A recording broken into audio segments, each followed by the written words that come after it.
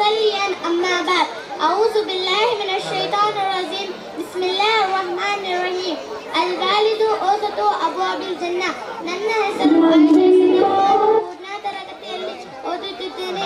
ನಾನು ಇಂದು ತಮ್ಮ ಮುಂದೆ ತಂದೆಯ ಪ್ರಾಮುಖ್ಯತೆಯ ಬಗ್ಗೆ ಹೇಳಬಯಸುತ್ತೇನೆ.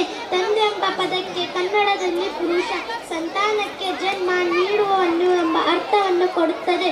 ಇದರ ಜೊತೆಗೆ ತಂದೆ ಎಂಬ ವ್ಯಕ್ತಿಯು ಜೀವನದಲ್ಲಿ ಹಲವು ಪಾತ್ರಗಳನ್ನು ನಿರ್ವಹಿಸುತ್ತಾನೆ.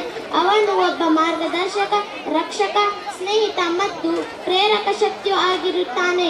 ಇಸ್ಲಾಂ ಧರ್ಮದಲ್ಲಿ ತಂದೆಯ ಸ್ಥಾನ ಅತ್ಯಂತ ಪ್ರಮುಖವಾದುದು. ಇಸ್ಲಾಂ ಧರ್ಮವು ಕುಟುಂಬದ ವ್ಯವಸ್ಥೆಯನ್ನು ಬಹಳ ಮುಖ್ಯವೆಂದು ಪರಿಗಣಿಸುತ್ತದೆ ಮತ್ತು ತಂದೆಯನ್ನು ಕುಟುಂಬದ ಮುಖ್ಯಸ್ಥನಾಗಿ ಗೌರವ ನೀಡುತ್ತದೆ. ಮಕ್ಕಳ ಪೋಷಣೆ.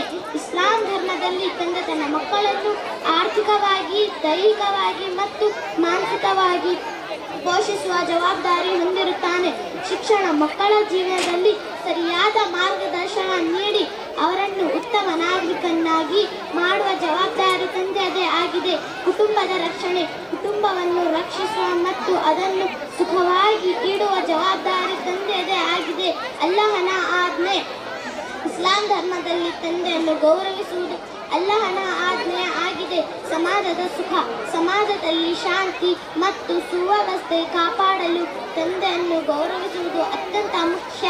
ನಮ್ಮ ಜೀವನದಲ್ಲಿ ತಂದೆಗೆ ಪ್ರಾಧಾನ್ಯತೆ ನೀಡಬೇಕು ಎಂದು ಹೇಳುತ್ತಾ ನನ್ನ ಈ ಮಾತುಗಳನ್ನು ಮುಗಿಸುತ್ತೇನೆ.